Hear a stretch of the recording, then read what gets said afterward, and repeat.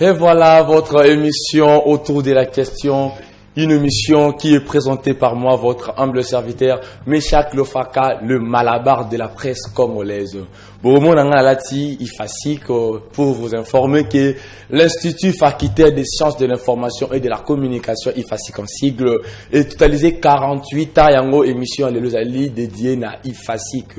Et puis, deuxième personne, émission dédiée à Maman Nanga, Claudine Lofaka, Claudine Ilunga, moi si malamu, oyazo fêté pe anniversaire naie, mikolo et autres les qui a lobby. Alors émission à l'élo bolanakango mingi autour de la question, une émission qui traite des informations, qui traite des questions politiques, de plusieurs questions comme vous le savez bien, des questions politiques, économiques, religion ainsi de suite.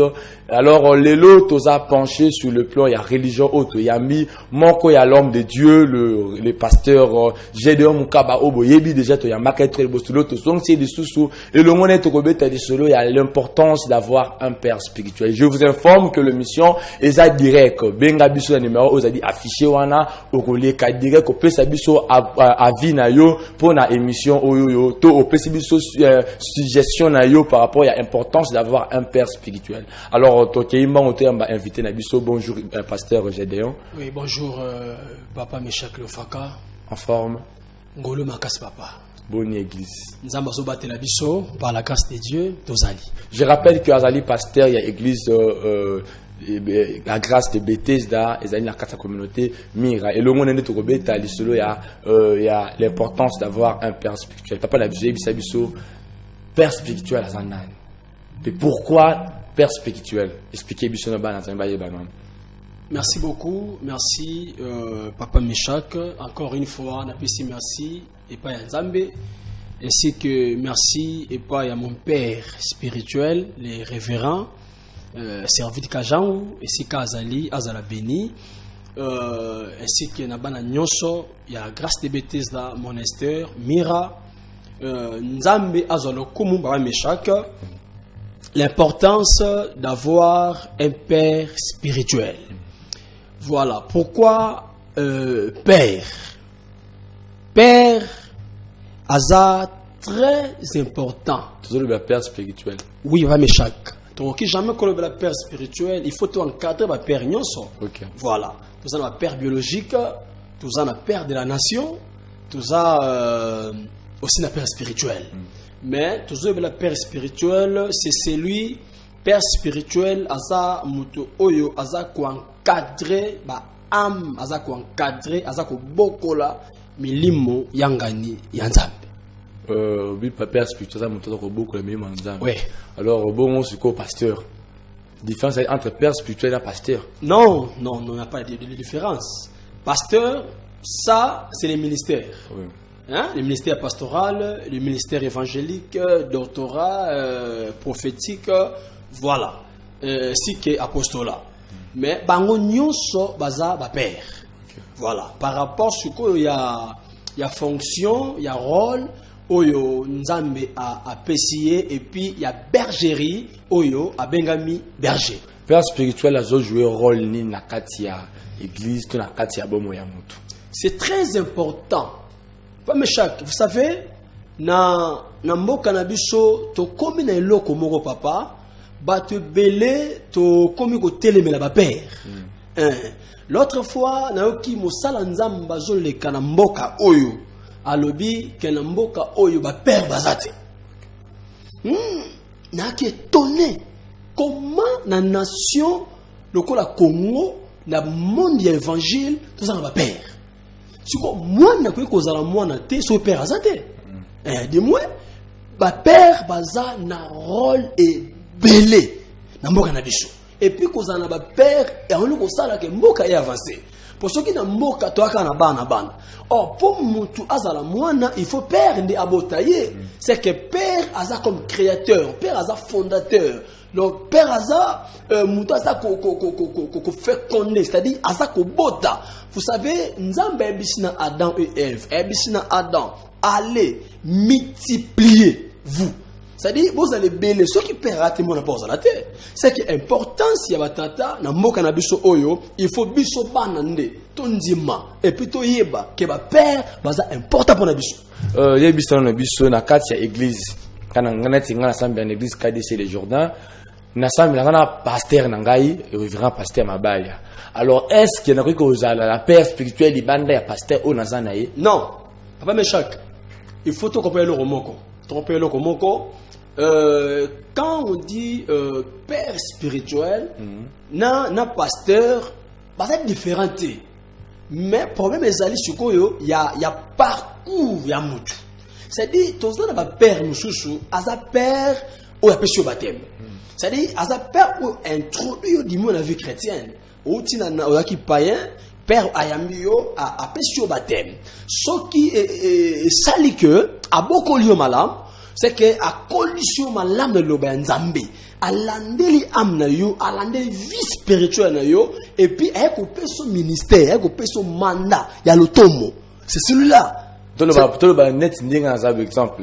Ceux qui n'ont une église de Moussouton a voyagé, n'a pas un pasteur, Moussouton a fait singaï, batté, parfait, a commis singa pasteur. Il n'a qu'une père spirituelle. Attention, c'est ça le problème. Il faut peuple congolais et vous savez, aux quelque part, hein, papa Meshak, aujourd'hui baptême. Baptême, mais ça c'est molle. Il y a besoin d'introduire yo ou accepter Christ et ça c'est molle, il y a repentance. C'est-à-dire, on a abandonné les péchés, du moins, on croit et pas à Jésus. Pasteur, on a baptisé yo. Et ça, le coup là, à l'ongo la mokili, à memiona et pas à Nzambe. Mais attention, au quoi que l'on a pas Meshak, au voyager. Quelque part, au voyager, au côté d'un pasteur Moussoussou. À mon grâce, pasteur a appelé ça qui au baptême, encadré qui a capacité spirituelle de Katinorote.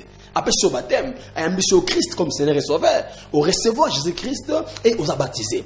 Alors, si on quelque part, un pasteur a côté na yo, a vu encadré yo, du moins, à sali à manifester le ton mouezakati na yo, vous avez qui n'a pas grâce. Et vous avez qui est tout fait. Vous avez qui n'a quelque chose, et qui est tout fait. Si vous quelque part, pasteur a découvert le ministère na yo, a vu à consacrer yo. C'est-à-dire, abimisi ministère na yo, quelque chose on zamba tse kat na yo. Pas Meshak. Père spirituel na yo, et les amis, tu as appelé ça au baptême, tu as appelé ça le tom. Oui. Pour moi, ça dit. Pasteur, ça bref. Entre celui qui t'a baptisé, Namuto Oyo appelé sur le tom, dans la père spirituelle. Papa Meshak, Nakoki, Koboyate, que Oya a appelé baptême à sa père. Mais à sa père. On parle de père spirituel à la mort. Père spirituel. Père Oyo a pesina baptême à sa père Oyo a comment introduit dans la vie chrétienne. Voilà. Comme père de la foi, en 4 fois nanga na utina mukidi mu ayambi ngai. Mais père spirituel eza Oyo a bimisi le tombo na yo. Na misu ya batu. Donc pour dire que père spirituel eza mutu Oyo a bimisi le tombo na yo. Oui. Na rappelé biso que émission eza direct benga biso pesa biso avis na yo. Père spirituel, importance na ye, toki pasteur le béni qui est père spirituel, eza papa oyo a peso le tomo. Alors yo benga biso pour na yo père spirituel azanani, peu importance na ezani ni nako ya mayo téléphone na biso za numéro ya affiché, 2 numéros za la wana ya Fricel na Vodacom, excusez nga otanga ba combo benga biso wana tokoyi bandenya ko répondre papa na biso Gédéon Mukaba. Père spirituel.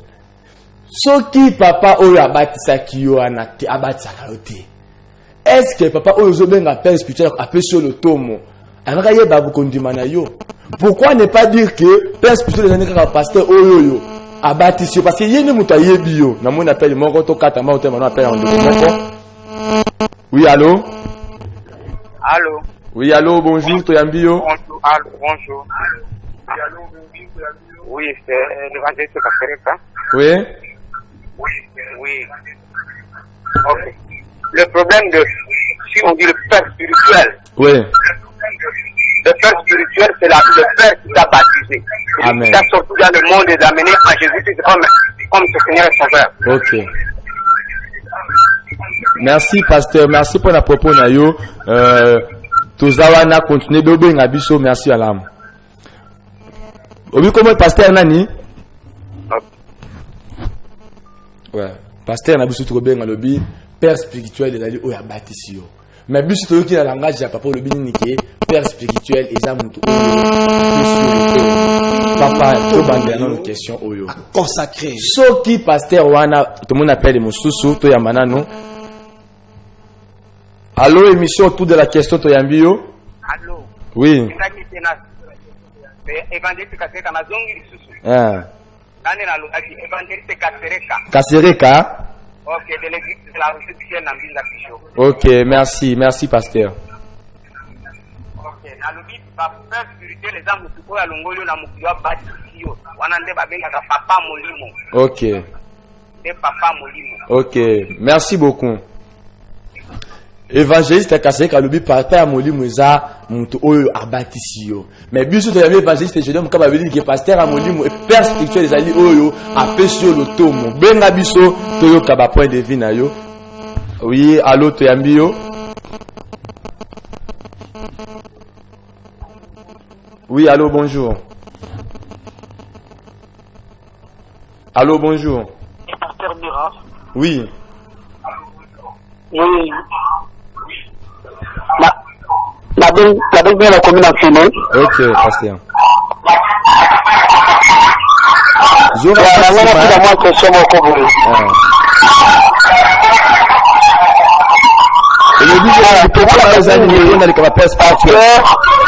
après sur le tour commis passer dans le père spirituel après sur le tour commis pasteur au comment ok au salut théologie oui la théologie d'addition qui était là père spirituel est-ce qu'on va changer au titre père spirituel au Zakinaye au salut Makamusus ok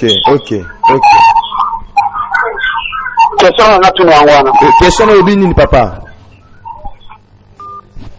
le bina biso est-ce que soko ke théologie okomi kuna batangisi yo makambo ya nzambe esika wande bakisi yo bonzambe est-ce que okoba ngondi baza père spirituel na yo to bisika to pasteur oyo abatisi yo papa le bina biso likambo ya père spirituel eza mutu oyo ape sur le tomo menga lobi boye question avant to mutu moko est-ce que ezate mutu oyo nde mutu alakiso nzela parce que ye mutu abatisi yo pour ceux qui y abatisa kote musanga ye baote pesa na biso avina onana. Merci mama Meshak nako senga na bandeko bazwanda biso esika bazali bakoki kotanga Matthieu chapitre 3 verset 16 à 17 Jésus-Christ aye epa Jean-Baptiste. OK. Aza baptême. Bon, est-ce que Jean-Baptiste a un père spirituel à Christ? Tant aye pour azo baptême, azo baptême normal, mais l'icolo est lobby. Okay. Celui-ci est mon fils bien-aimé. Okay. Surtout le parce qu'on dit Jean-Baptiste a tapé ses baptêmes, aza père naïe. Mais attention papa, pas comprendre très bien. Pas comprendre très bien.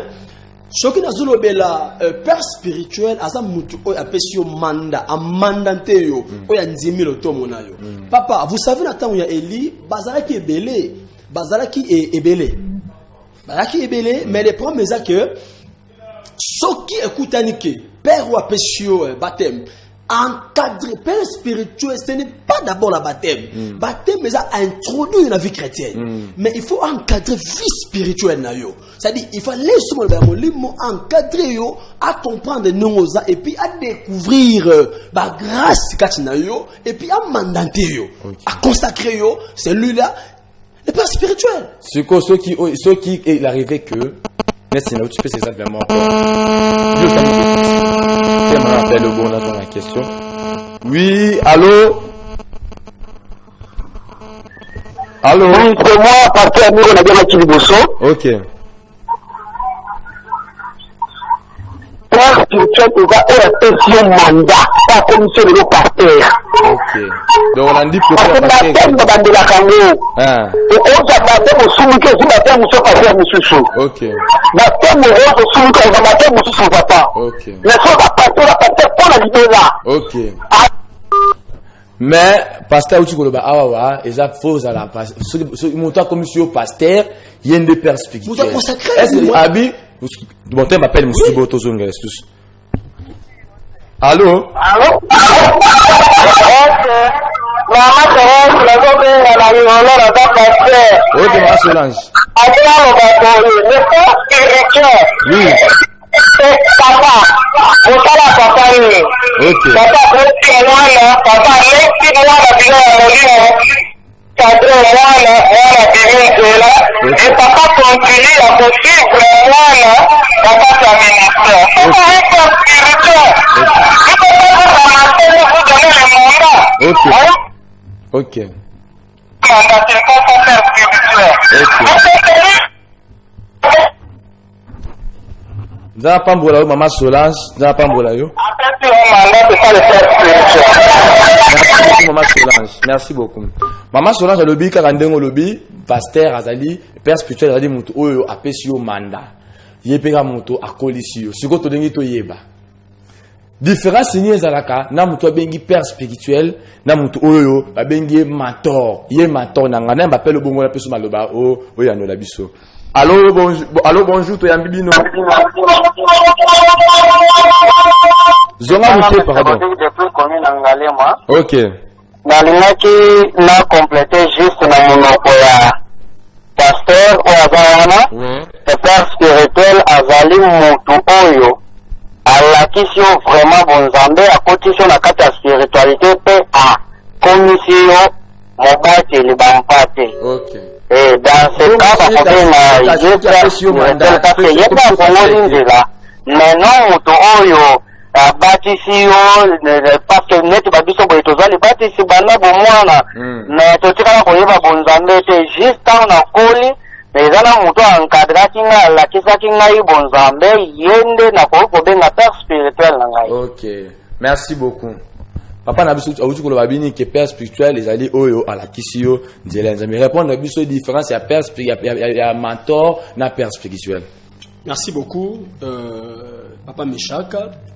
Yango no moni na mboka na biso papa tona pour très sérieux.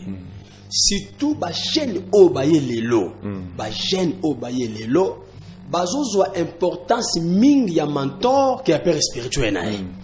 Ouais ça? Ba te belé ba serviteur, ba servant tout ça, bazolandanga sikopa Meshaka. Mentor na père spirituel. To banga père spirituel. To n'a pas mentor. Oh, na ministère il faut mutu du moins azana mutu moko agangela kaye papa. OK. Bon. Ba mentor ba cause la 1000. On cause la 1000 mentor. OK. On cause la 5000 mentor.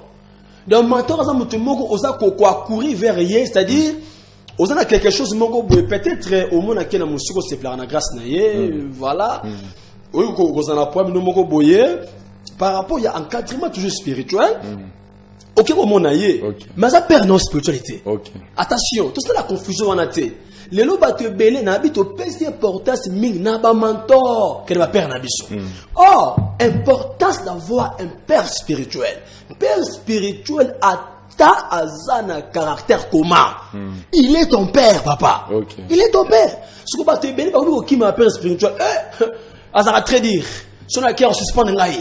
Ba mentor c'est pas na mutute. OK. Il y a un mentor OK. Mentor a le pouvoir. Il y a un mentor qui va mentor. Depuis que père spirituel sur laquelle on a remeka sur la meki boye na reçoit sanction. Ce que tout ça boye ba sanction ba père spirituel na biso. Tout que ne ko ba mentor parce que pas mentor kuna aropia o catholique ko encourager na mabe mais ko peut se présenter. Quand m'appelle ande komoko. Allô bonjour. Ozandi direct na biso. Allô bonjour. Allô, bonjour. Maman, à propos de la nini? Comment on a fait Anna depuis mon gafula? Ouais. Nala ina lo baboy. OK. Papa oyo abati yo azata spiritualité. OK. Pour dans une église oyo, eza parti abati sabiso. Tinda biso ba mutu mususu ndi apesa biso bato. Est-ce que mutu ana pompe spirituel na biso? OK, merci. Merci beaucoup na propos ya maman na biso Anna Kaponda.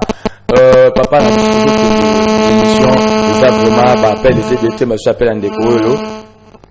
Oui, allô, bonjour. Allô papa. C'est un pasteur ni on a déjà qu'il vous sauve. Nana lo baboye. Nana lo baké, pourquoi qu'on soit là le loup? Lobby et Bédi. Il n'y a pas aux baptêmes ici. Il y a un baptême catholique. La Bible, par exemple, l'église, nous mettons à comprendre que nos baptêmes sont faux baptêmes. Abandonner la baptême. Le père spirituel, c'est pas la sur le temps, comme pasteur, comme évangéliste, comme apôtre, comme docteur. Il y a un père spirituel, parce que tantôt on aura un pasteur. Donc, c'est ce côté, on aura un pasteur. On va sur le temps, il y aura un père spirituel, mais l'église a été, quelque soit erreur, mais on aura un père spirituel, c'est ça. Merci beaucoup. Pasteur, le bal est sous le cambo. Tongi toye bal est sous na katia église. Ce qui moi na lelo, moi na moni qui est père spirituel na ye, asa ko encadrer bien. Important, soit père na oyo a bâtissé, asa ko encadrer bien. Ako lo mwana pas que le père spirituel nous sous. Merci Papa Meshak, Kola Pambola, bandeko bazwa na bio sikoyo. En tout cas, eza stigement pas Meshak, eza nene. Nene makazi. Les cambo eza sérieux papa. Eza sérieux. Kutu et que je émission mon côté faut que le bilan penda pas fondé pas Meshak. Bana bayeba eloko moko. To encourager te attention. Papa Meshak, na mboka na biso komi bongo. Mwana asana ba grâce na ye, hein? Moi déversé, moi dendoto, moi de sokinini. A comme komona ki aleki père na ye. Attention Papa Meshak, attention. Ko bimana ndako ya tata te osali trouble. Te oyo bakate ngai kakite il faut na ken non kobuka ndaku te siko wuti non kobuka wuti du moins ce qu'ils attendent nzambe yemo ako créer le chemin c'est tout mais to et entre va bouer ba père bana devoir il faut encadrer bana bien et ça na ba père mususu papa azana mwana nza pese pe na bana azana mwana mais azo kokate ko comprendre ko bimisa bana baza di moins nzambe ana posta mona ake musika mata so esika moko mona wana azalaki bazo comprendre yete papa Dieu est capable ya kolongola mwana wana atinde esika on endroit oyo di moins ba ko occuper ba ko bokole malamu pa bima c'est ça basiko question ngeza moko père spirituel na zana. Merci beaucoup père spirituel nanga oya pesinga mandat à consacrer nga c'est les révérends servis Kajam. Merci beaucoup, tu m'appelles Moutoumoko. Allô, bonjour. Allô. Bonsoir. Les gars, Mathias, c'est côté limité. Le problème est de toujours le barana et que nous accueillons le barana après on y a pour la baptême. Il y a un peu parce que à partir de côté, il faut comprendre que nous avons un baptême. Nzambe akonsidere ya lokola spirituel na ye to mwana na ye yango wana ndi na pesi ko bateme ye ndima bateme ye ko akonfirmer que on dit déjà yango wana ndala tuzafa pa na zotala na zomona yo no pesi yo tuliwa ke za bongo.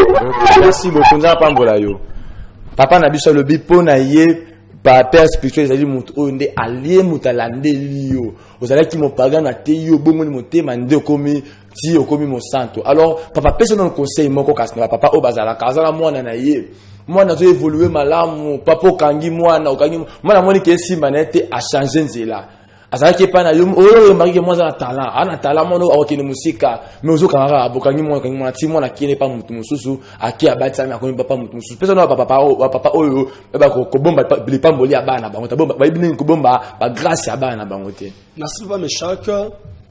Na lobité awa obwa kisa muta pesa ko baptême. Non. Attention. Il faut du moins aux en reconnaissance. Mais on répondre de cas ben siko. Ah ben siko a lobby mutate yo après na baptême pagana memio tina suka. Pas Meshak. Eza na batu bateya ye azwa baptême apengwa. Atiko sambela. Hein? Atiko sambela après akutena mususu a relever. Pasteur papengwa kati. Mais on est la vérité, pasteur mora tu benga awa. Baptême c'est rien papa, baptême c'est rien. Baptême et c'est l'autre côté. Papa, écoutez, na biso parce que monsieur est direct. tozala posa ba propos na bilo tika na moi quelques minutes bobenga biso pasteur azo ya no parce que le papa Meshak baptême c'est rien na lobby l'automne est plus que baptême non ko manga ikote o manga ozo manga na loko mona lobby te Meshak attention le baptême c'est rien non na ko nier baptême te parce que parmi les doctrines baptême za na kati ya Christ papa na biboui ezala batu bazala ki baptisé bapengwa papa Meshak na lobby te ki azongela asobia za baptême te mais di moi azo baptême atika apengwa c'est que baptême et que le c'est vraiment okomi so yipeni okopengwa papa. Mais pasteur pas pengwa kati excusez pasteur pas pengwa ka nazo baptême ce n'est pas le fait d'abord baptême bon te no pasteur wana te bato mon appel yo allô bonjour allô. Oui, bonjour. Bonjour, comment on a nos bengi bisobini, papa? C'est un peu patient. Oui, papa. Oui, la zone de Malobaya, il y a un peu de wana. Oui. Oui, avec tout ça clairement. Parce que, on a la message. Ok. Ok. Alors, il faut avoir un très important, très capital. Oui. Alors, il faut être baptême. Ce n'est pas dit, baptême, mais on va baptême, c'est un engagement. Zala musika télévision na yo. Oui. Oui. Baptême est un engagement. Mais ce n'est pas le Saint-Esprit. Quand ce moment-là, M. Jean-Baptiste a dit, moi je vous baptise d'eau. Mais celui qui viendra après moi, il va vous baptiser du Saint-Esprit. Ouais. Vous voyez quoi? Ok. Ce qui veut dire que Jean-Baptiste a baptisé qui a fait Moussa ya kotia na kati ya mai. Mais on a coupé sa moli comme Moussa ndenza mbeye moko. Ok. Il y a un pasteur dans sa koloba. Ok. On a voulu dire que moi j'ai été baptisé quelque part. Mais attends, on a été baptisé quelque part, mais on a eu la vie à mon fils. Ok. On va comprendre? Oui. Mais ici, quand on a dit que la pasteur, moi, on a dit que pasteur Jean-Marie Bontela, alors, avec quoi encadrer là? Si il n'est pas qu'à bon, il y a ma somme, on a commis ce croyant. Ah, c'est ça, oh, il gens qui ont baptisé, ils ont la maille. Mais on a croyé à baptiser la carte, avec quoi encadrer le ministère, dans la qui n'a qui brebis simple, brebis n'a commis côté, n'a commis conjoncté, et jusqu'aujourd'hui, n'a commis bien qu'à faire, bien que la pasteur, là, c'est langage. Donc, il y a des psychologues, avant la question c'est mon père spirituel. Ok, merci. Mais pas avec les bandelouana, avec la question de là, ce n'est pas le temps qu'il y a la question de là, parce que pour que la bâtisse, c'est là, choix, il y a beaucoup de bâtisse, ça. Merci beaucoup. Tout ce qui est dans la région, tu as vu cette vidéo, comment il y a 1 minute 30, bon, tout le monde a topé, c'est mal moussouk, et sous kaboto clôturer mission à Bissau.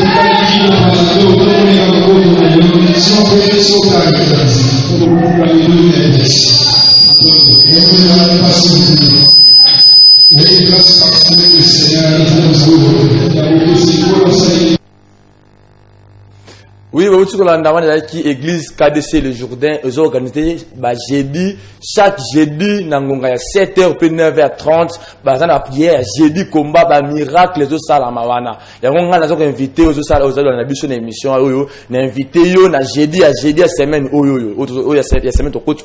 y a un jeudi, il y a un bassin, il y a un pasteur, Pichou Mwanza, Bakozalawana, on a invité, ils sont venus louer, numéro 13, quartier Kimbondo, na commune commune ya Monga Fula so ça na rompenga ba ozibisi ya kindele makaya soko zwana ba kituna retombo kokoma wana obengi numéro oyo ya biso tokola sa onzela na bengi so za maladi oza na problème moko ezo lekila yo yaka nzamba kopambola yo to pesi ba muté pa ya pasteur pour to clôturer mission na biso pasteur biso non pesa conseil pasteur oyo ba yeba ko cadrer bana na bango te pour bana ba ki manzela ba père spirituel ba père ba cadre ya bongo.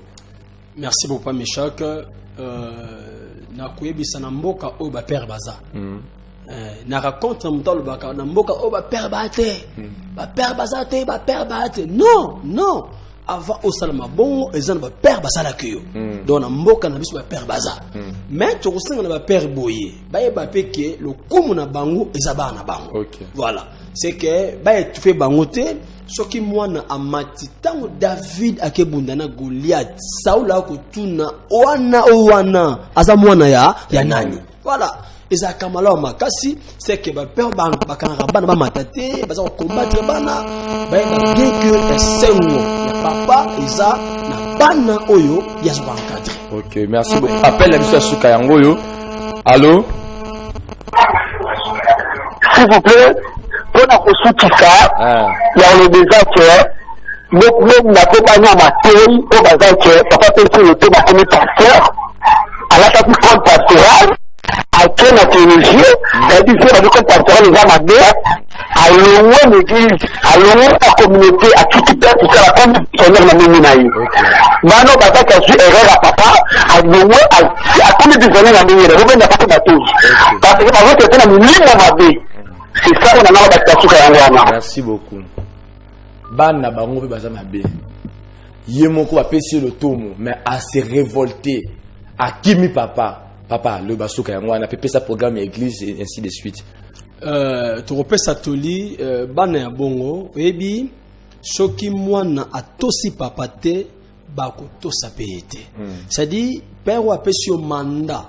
Attention, aucun ko sala mission mo bani. OK. Hein? Monsieur le Moupoani, ce que je suis bon père. Hein? Quand la Bible est clair, même si Bazama B, il faut obéir automatiquement. Vraiment. Voilà. C'est que Banawana, au besoin d'un sukoyo, Batika. Batika bongo parce que, oyo baro sala, baro buka papa. Moi, na oya télémaka, ça dit trouble, bah, belé. Papa Namboko, baza et belé. Ah, ça dit trouble, on le kana TV, ko finga papa na nkata keye, baza et belé. O ko finga pona nini. Asa papa na yo soko monike esimbite kele kivanda kimia. Et puis nzambe apambola ba père na biso ya mboko baba tala ba père bazali. Donc nzambe asala ba ngolo makasi ainsi que mon père spirituel na kana fier le belé makasi mon papa et c'est kaza zona ndanga siko na pese ambote belé papa. Alors tozana progrès moko papa ezo banda biso le 1er juin. Lundi toi na 30 journées, il y a prière intense. Et tu as 30 journées, il y a prière moko, il y a makasi. Tu bien ici peuple nyo sur nzambe. Mais avant to bandengo, tu sangana lobby. Tu sangana lobby dimanche, tu vas sangana na grand ensemble na biso ya njil. Voilà, ba paroisse na biso nyonso ainsi que mtaza ko landanga na invité yo. Lobby ozanga te na 7h30 donc to sangana biso nyonso na commune ya njil na quartier 9. Avenue Kindundu numéro 21. Donc lobby papa akoza liboso ya bana. Mona nyonso ya mira ndeko zo landanga partout lobby na invité yo. Donc na njil ozui quartier 1 au commune na quartier 1 on kozamu to kozo kende soit na wenza 6 so obika atana moto lobby bokitsanga na avenue Kindundu numéro 21 lobby to sangana biso nyonso ba paroisse na biso nyonso en tout cas nzambe apambola tous les pasteurs na biso na pamboli pasteur Raphaël azokamba église na biso ya Kindele na bikoro wana 59 na pamboli prophète Philippe azokamba église ya Lemba na pamboli pasteur Gracias azokamba église ya quartier 6 na Njil kaka na pamboli tout le monde pasteur Philippe bango se passe à la béni ainsi que na bana ngai ya Mira Monastère na pamboli bankadre nyonso basoda o basala musala pona Christ na pamboli mokambi Morgan na pamboli mokambi John na pamboli mokambi Eddie ainsi que Michel maman nanga bon maman Sisika papa JP ainsi que na pamboli maman Marlène bébé Lisiana nzambe a pambola bango makasi numéro de téléphone ngai ezali plus 243 81 092 99 21. Donc 081 092 99 et à la fin 21. Nzambe papa a pas me chaque à ça les messieurs qui musika n'a pas tous les pères il y a nation. Ba père baza. Et n'a pas tous les pères au ba pésibiso manto tout ça la musala ya nzambe. Et voilà l'émission autour de la question et le kamalamu et rumela kate. Et là, comme vous me l'avez dit, votre serviteur, Meshach Lofaka.